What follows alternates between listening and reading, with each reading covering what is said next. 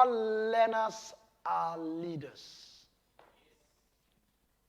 All learners, whether they want it or not. To Moses, the Lord showed his ways. To the children of Israel, his act. Who produced the act of God? Moses, because he learned the ways.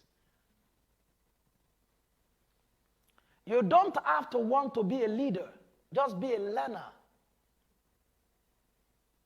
A learner is not somebody who dictates to the teacher what he or she wants to be taught. A learner is a listener. Not a defensive listener. Not a critical listener. But an informative listener.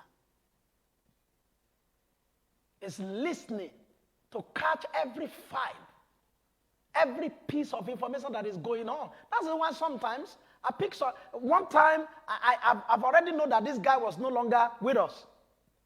He was sitting in the church and he would be biting his finger like this. So one day, I picked him up in the car and we're going home. And I said, "What did you learn, man, today?" He said, "I didn't really know. It's something that somebody was just talking in the car now that is in my heart." I knew we lost him.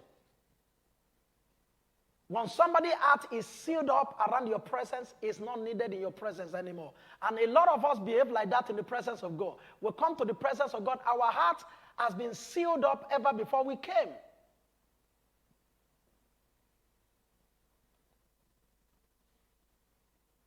It's just like somebody pouring water on stone. Is useless. It's a useless effort. Are you listening? That's what the Bible says when you come to the house of the Lord. Be more ready to learn than to give the sacrifices of fools. He said, because God is in heaven and you are not, let your words be few.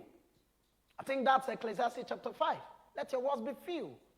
Be more ready to learn than to give the sacrifices of food. For 3.5 years, Peter and the rest of them were learning. Even when the learning time, when the training time was over, they didn't want it to be over. They told Jesus, "You can't go. You can't just go anywhere."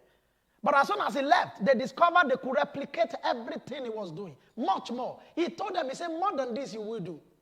Because I go to my Father."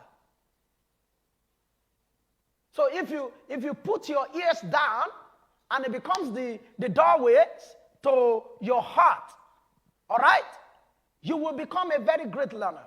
And as a great learner, you're already a leader without knowing.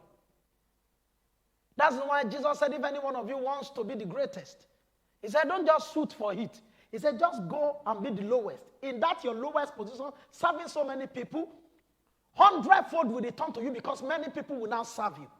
You didn't get it. And he said, be the servant of all. And he didn't say, be the servant so that you can be the leader. No. He said, just remain there as a servant for all of your life. That's why sometimes some people want to break their head about how God blessed pastors, how God blessed a man of God, how so many people are around him.